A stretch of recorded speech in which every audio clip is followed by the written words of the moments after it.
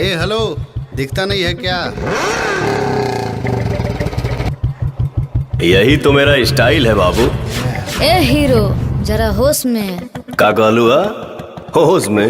अरे होश तो हम उड़ाते हैं जब आते हैं जोश, जब आते हैं जोश, जब आते हैं जोश, जब आते हैं जोश, जब आते हैं जोश, जब आते हैं जोश, जब आते हैं जोश।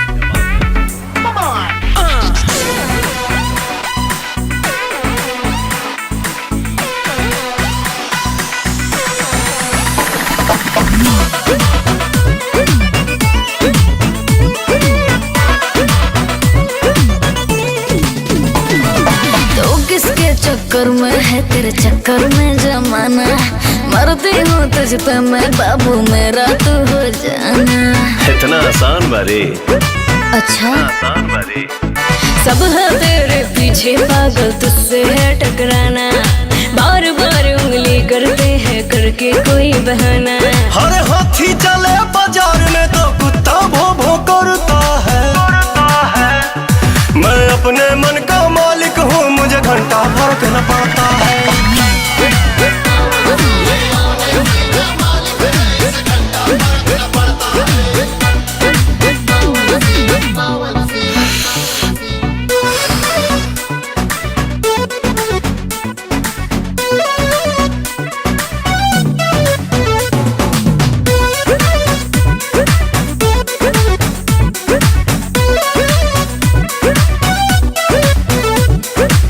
तुझमें जो बात न किसी में वो बात है, प्यार से करता दुश्मनों से मुलाकात है। तू ना समझता किसी को भी गैर है, सारे है दोस्त ना किसी से भी बैर है। तेरे पीछे पागल जमाना हुआ है, तेरे नाम का ही सब दीवाना हुआ है। जलने दो मुझे देख कर, कोई जलता है तो जलता है। मैं अपने मन का मालिक हूँ, मुझे घंटा फर्क न पड़ता है।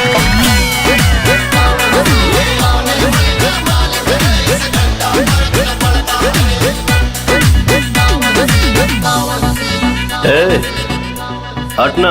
तू अपना काम करना। अच्छा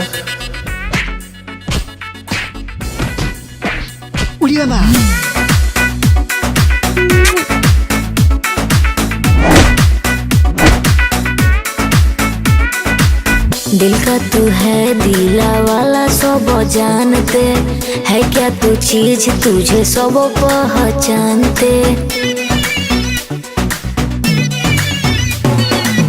भोजपुरी मिट्टी का असली तू लाल है, मान मर्यादा का रखता ख्याल है।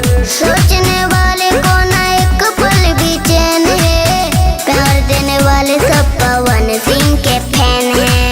अमित बोतल दीपक जैसे लाखों पीछा करता है।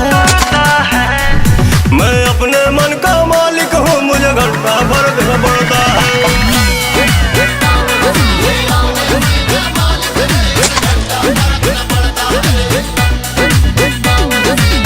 नो FIR, नो अरेस्ट, नो टॉक, फैसला ऑन द स्पॉट।